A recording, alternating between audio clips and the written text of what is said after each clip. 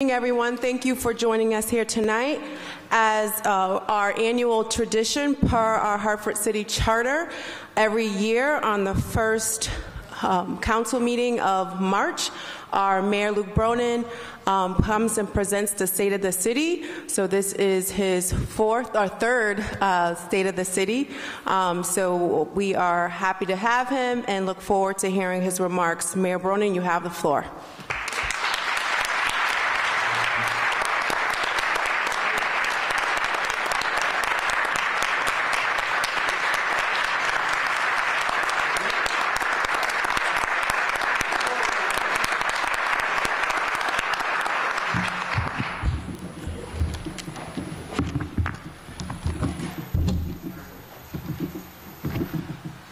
Good evening. Council President Fames, members of the Court of Common Council, Treasurer Cloud, Clerk Bazzano, members of our delegation to the General Assembly, Superintendent Torres Rodriguez, the members of our Board of Education, our department heads, and to our incredible public servants who serve in every department every day, to the residents of our great city, to Sarah and Luna. Good evening. It is an honor to serve with you, and it is an honor to serve for you. Thanks to the partnerships we've built together, the state of our city is stronger than it has been in decades, but we have much more work to do. 3 years ago, I stood in this chamber and described our budget crisis. I'll never forget what it felt like to stand here and tell the full reality about where we were. It's easy to forget just how dangerous that crisis was. It was not clear at that time that there was any path other than bankruptcy that would allow our city to avoid catastrophic collapse of services. We were direct and honest about what we faced. We prepared for all possibilities, and where there seemed to be no way, we made a way together. We made a plan, and we've stuck to that plan. And because of that, we're on track to finish this year not only on budget, but able to set money aside to fund vital future capital investment and begin rebuilding our reserves.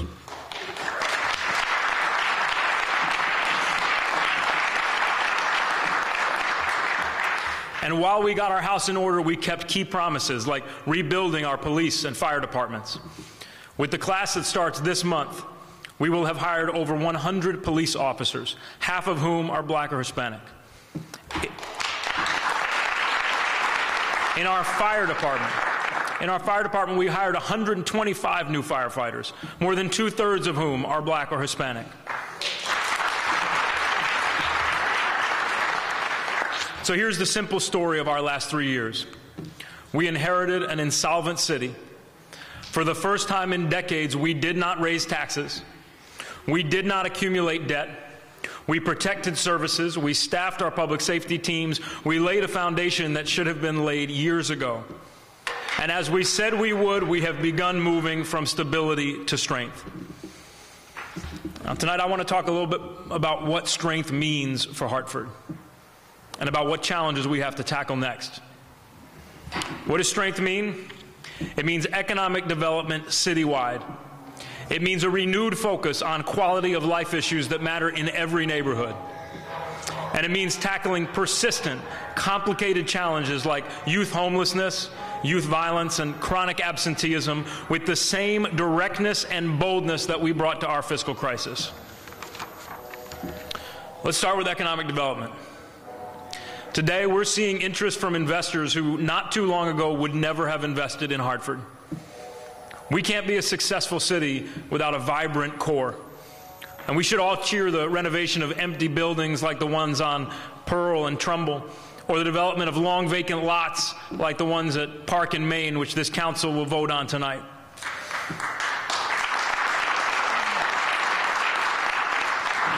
And we should all recognize the power of our rapidly growing innovation ecosystem. It didn't exist 2 years ago. Today, it includes an InsurTech accelerator, an advanced manufacturing accelerator, Stanley Black & Decker's innovation team, Upward Hartford, Reset, Makerspace CT, Infosys, Nassau Reimagine, Think Synergy, and soon a digital health accelerator. The momentum that's building in the innovation ecosystem may be the difference between a Hartford whose economy is stuck in the past and a Hartford that plays a major part in the economic and industrial transformations of the 21st century.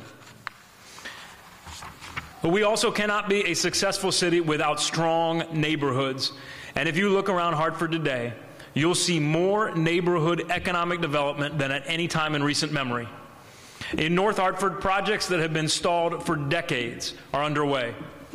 The Albany Avenue Streetscape, Bowles Park, Westbrook Village, Weaver High School, those projects sat on the shelf for years. We're getting them done.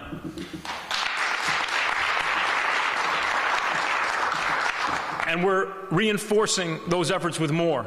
The renovation of Martin Luther King School, a historic housing rehab at Albany and Vine, turning the blighted substation lot on Albany and Magnolia into a community park, and renovating the former Quirk Middle School as a community asset.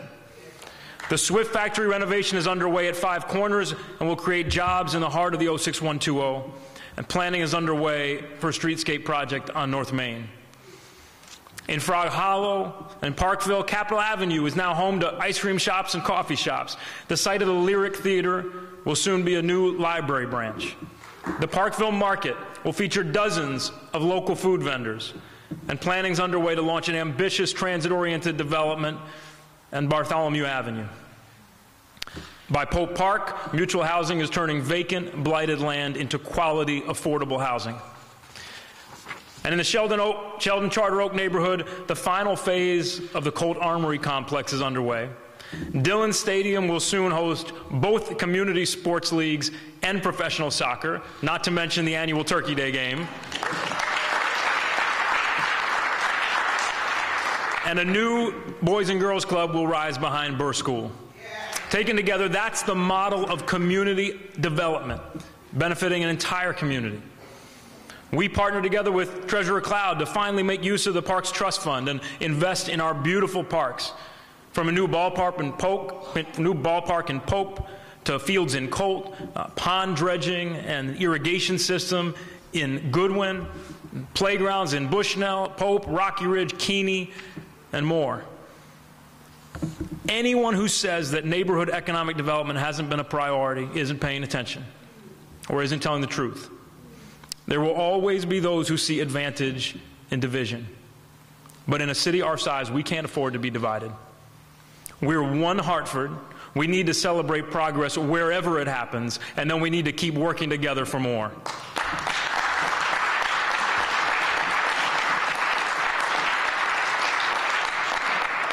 And there is much more progress we need to make. We're seeing more neighborhood investment than we have in a long time, but we have neighborhoods that have suffered from generations of disinvestment and neglect.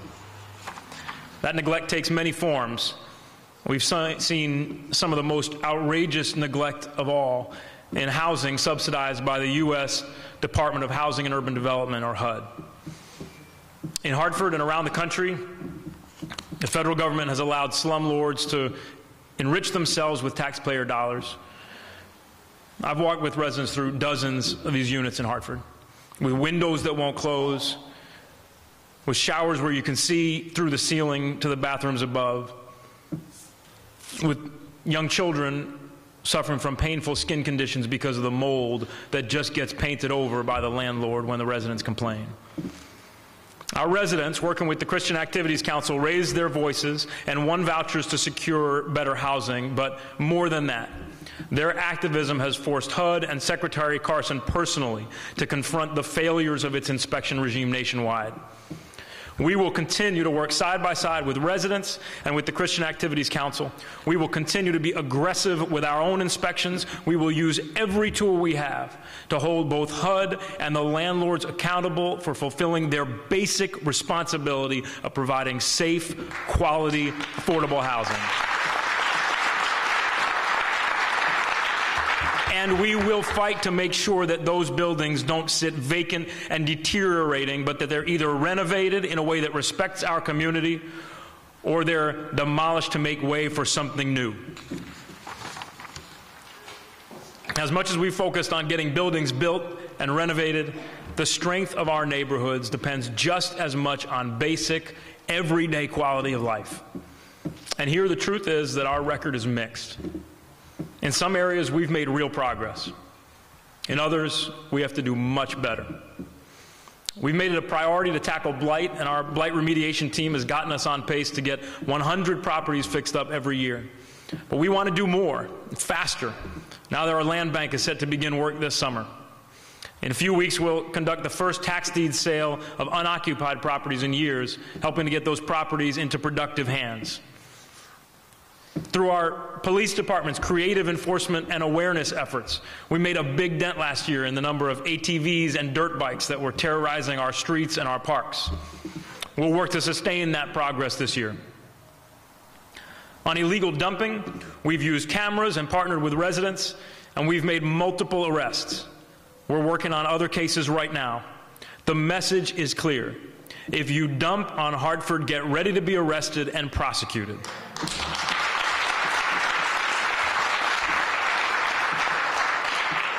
And on snow plowing, I don't know about you, but I think our DPW team has done an outstanding job. They've plowed curb to curb. They've cleared quickly. It wasn't that long ago that Hartford was constantly, year after year, the butt of jokes about our inability to clear snow. The winter may not be over yet, so I'll knock on wood, but I'm proud of what our team has done.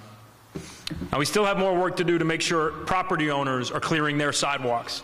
And tonight we're submitting an ordinance change that gives our DPW team power to enforce our sidewalk clearing rules. With the winter winding down, our team will turn their attention to the potholes that have proliferated this winter here and everywhere. We know there's a lot. We know they're big, and we're going to do our best to get them fixed. Like many cities, we've seen an increase in rodents. There's a lot of reasons for it, from climate to construction, but here we have to do more.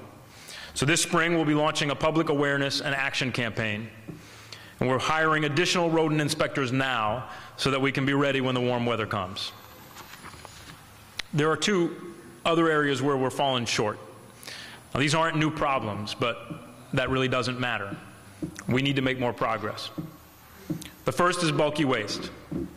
Bulky waste has been a problem for a long time. Since Sarah and I moved to Hartford 13 years ago, it never seemed to get better. Last summer, we decided to try something new. And we can't be afraid to experiment and try new things in government. But we also can't be afraid to say when an experiment doesn't work, and ours didn't. We didn't communicate it well, it caused confusion, and I take responsibility for that. But we changed course, and right now we're picking up bulky waste wherever we see it. But we're also still knocking on doors and reminding people about the new appointment system. And we're getting more and more appointments, and we've gotten great feedback from those who've scheduled pickups. It's efficient, it's easy, and it gets done quick. So we ask all of you to help us by continuing to spread the word and by reporting bulky waste anytime you see it. You can do it in just a few seconds on the 311 app. But here's our pledge to you. When you report bulky waste, we will get it removed within 3 business days. The second area where we are determined to do better is litter.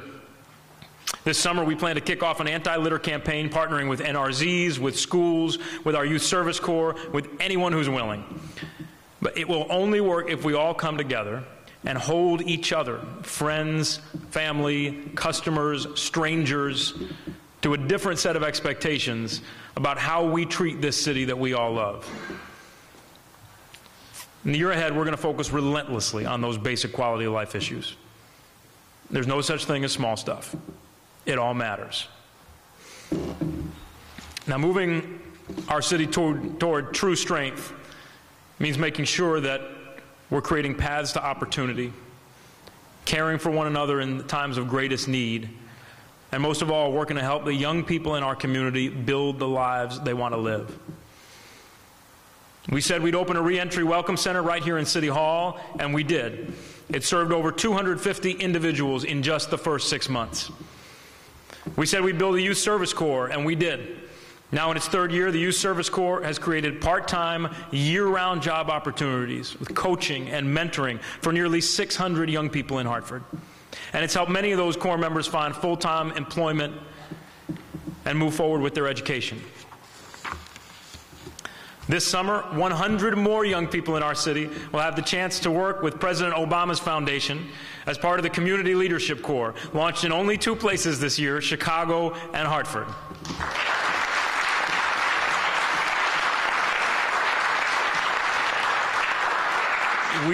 We have many dedicated and engaged young people in our city, and if that describes you, apply. The Obama Foundation's Community Leadership Corps will help you build the tools to make a big impact here in Hartford and beyond. Now, all of those initiatives are important, and we've done more, like partnering with UTC CEO Greg Hayes and his wife Renata to provide free meals to students over the winter break, or partnering with CT Transit to have a pop-up warming bus on those coldest nights in January. But tonight I want to talk with you about 3 areas where we're already working quietly but intensely, and where we are determined to do more: youth homelessness, youth violence, and chronic absenteeism. These are hard problems. These are hard problems, but we don't shy away from hard problems. Over the past few years, we've made progress as a city and as a region in combating chronic homelessness generally. The Coordinated Access Network, with Journey Home at its center, has made a difference, reducing chronic homelessness by almost 70% in our region since 2015. As a city, we've worked in creative ways to help. We prioritized Hartford's housing vouchers for chronically homeless individuals and families, something that had never been done before. And because of that initiative alone, we have helped to house nearly 200 individuals and families. We'll continue our effort to combat homelessness across the board, but our most intense effort this year is on combating youth homelessness. In this city, in one of the most affluent regions in the entire world, hundreds of children go to our schools every day, uncertain about where they're going to spend that night. Late last year, I was proud to kick off a comprehensive campaign to combat youth homelessness with the Greater Hartford Youth Engagement Team Initiative, or YETI. It's a coalition of social service agencies, government agencies, and other stakeholders aiming to make youth homelessness rare, brief, and non-recurring. The YETI was awarded $1.5 million to create a youth homelessness demonstration program. And today that program is giving homeless youth and young adults crisis housing, navigation services, transportation, rapid rehousing assistance, thanks to organizations, again, like Journey Home, The Connection, the Salvation Army, the Community Renewal Team, and many more.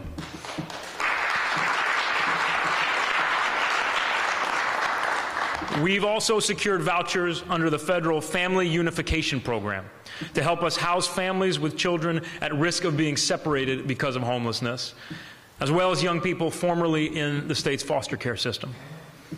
We were awarded 83 of those vouchers, one of the largest allocations nationwide, and more vouchers than cities like New York and Pittsburgh. We're going to put those to use for our young people. And in April, when our Coordinated Access Network launches a regional 100-day challenge to reduce youth homelessness, we want Hartford to lead the way. When a young person is homeless, we too often don't hear about it. When a young person is shot, we do. But our city, not just city government, but our community as a whole, has not always responded the way we need to. And the most awful verification of that fact is this: one of the best predictors of whether a young person will shoot someone or be shot is whether they've been shot before. On May 26th last year, I got a call that an 11-year-old boy had been shot in the arm at 1 o'clock in the morning. He was taken to the hospital, and he was treated and released because, thank God, his injuries were not life-threatening. Later that day, I went to visit him at his apartment.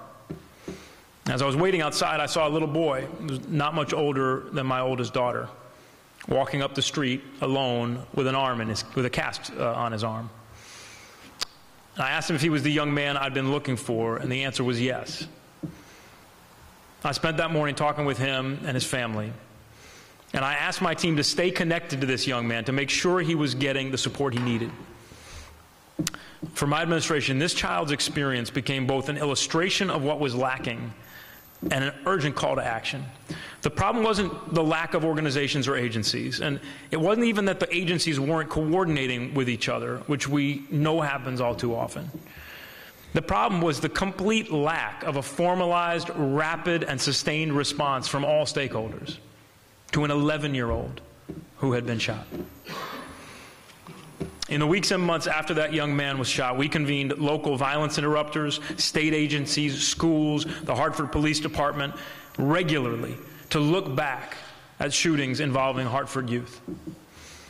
Over the course of those meetings, we developed a plan to reduce the likelihood that a young person would end up in the same situation again.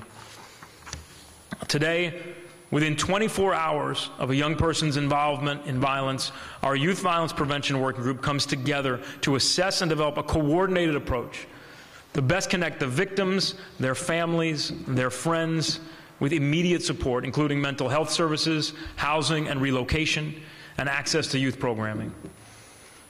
Our rapid response protocol is coordinated, immediate, and it addresses the unmet needs of the victim, their family, and the community to reduce the likelihood of future violence. In order to facilitate this response system, we hired a full-time juvenile specialist in the police department. We will continue to do more, like our extended hours program at recreation centers, support for the PAL program and Peace Builders, of course our Youth Service Corps, and last year our police took 395 guns off our streets. But the truth is that what probably makes the biggest difference is rapid intervention and sustained, coordinated support, individual by individual. And our goal should be simple, that when we know of a young person who has been a victim of violence, we make a promise to ourselves and to our community that that will not be a predictor of anything other than an immediate, community-wide, comprehensive, and sustained response.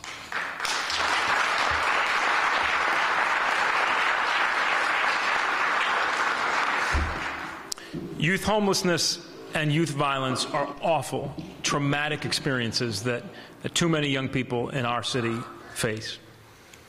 But there's another issue that affects a far greater number of young people in Hartford, and it too can lead to dreams deferred and lost.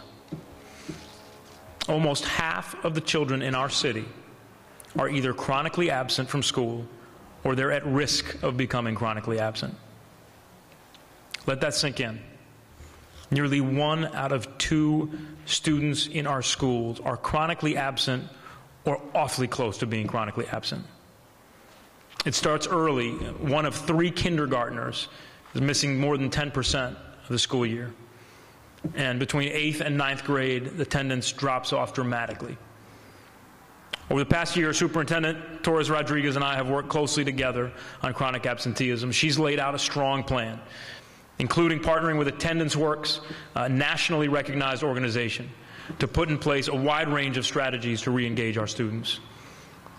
The causes of absenteeism are many and complicated. Like all of you, I've talked with a lot of students who've disengaged from school. And it's for a lot of reasons, for health reasons, for transportation, or because they just feel too far behind already. The superintendent told me of 2 brothers who alternate school each year so that the other one can stay home with their siblings. So issues like that can't be solved within the walls of the school alone. That's why we've refocused the mission of Hartford's Opportunity Youth Collaborative, a coalition of 40 youth providers, to be the school's external partner in this work. And I've asked our Department of Children, Families, Youth, and Recreation to make combating chronic absenteeism in partnership with our school system their #1 priority. And we need to make sure that priority is reflected in our budget. Governor Lamont's proposed budget increases funding for alliance districts like Hartford, but cities are explicitly allowed to keep half of that increase to defray city costs rather than passing it along to the Board of Education. We shouldn't do that. I propose that we pass all of that increase through to the Board of Education. But more than that, I propose that we earmark half of that increase for initiatives that will help reduce chronic absenteeism, whether investing in the expansion of our community school model or funding additional attendance specialists, and we'll do that in partnership with the superintendent and her team. And finally, I appeal to the entire community. If you work in a business and you see kids out of school during the day, ask them why. If your neighbor's kids are not at school when your neighbor's at work, talk with them about it. All of us have to shoulder up, side by side. This is our responsibility together as a community, and it may be the single most important thing we do. As I've said, we've done a lot and we have a lot more to do. But before we close, I want to address an issue that needs to be addressed. A few weeks ago, we received a memo from one of our police officers that described a deeply distressing and totally unacceptable work environment. That memo highlighted changes we need to make as a city when it comes to how we handle discrimination and harassment complaints, and we made some of those changes already and quickly. But our goal isn't and shouldn't be just to have a better process for responding to complaints. Our goal is to foster a culture that is free from harassment of any kind.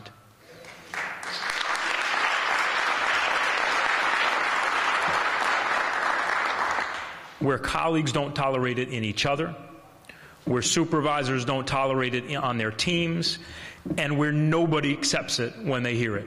That's what zero tolerance means. And one of the ways that we pursue a culture like that is building a team that's inclusive and diverse. And I'm proud of the fact that a majority of our department heads, our senior leadership team, are women of color who do outstanding work for this city.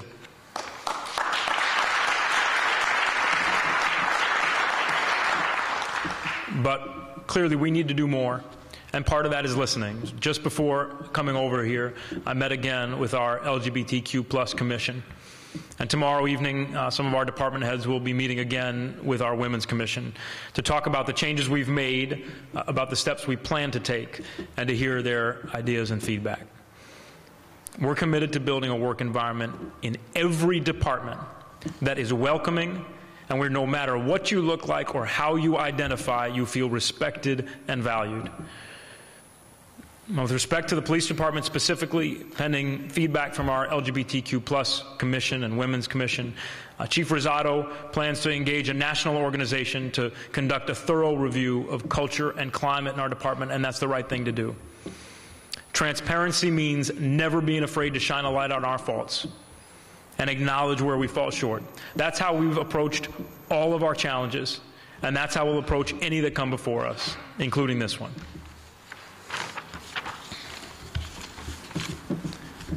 Now, I said at the start that the state of our city is stronger than it has been in decades, but that we have much, much more work to do. Things worth doing are rarely easy. But tonight I want to close on one more thing that I think we all have to do as a city. And this one actually is a little bit easier. It's this. We need to be proud of our city, and we need to let the world know it. We can't...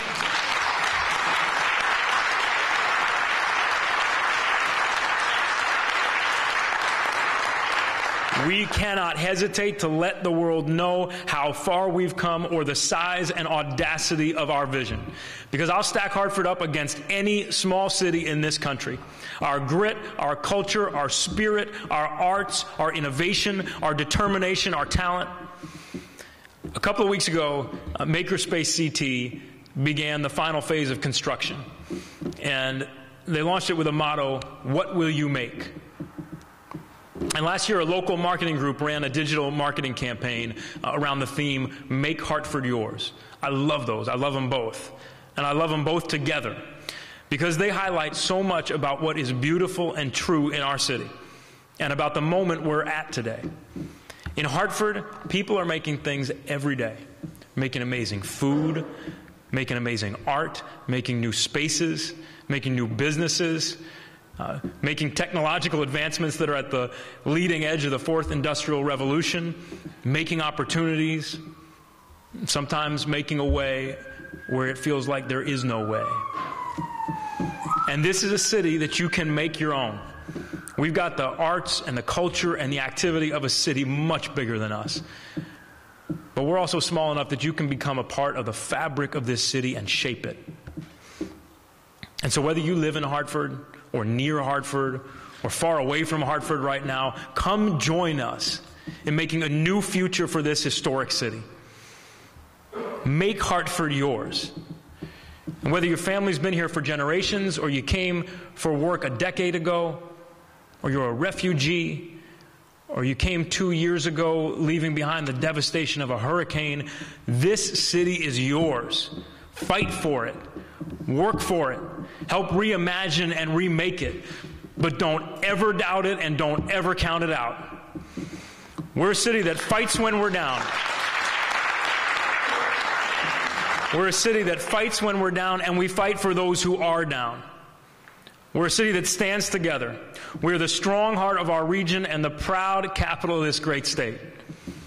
And right now, we're a city with the chance to cast off the malaise and the stagnation and the doubt that has plagued Hartford for too damn long. We fought hard to get momentum, and we've got it. We are not going to slow down. We are not going to stop, and we are not going to go back, because we are just getting started. God bless you all. May God bless the great city of Hartford.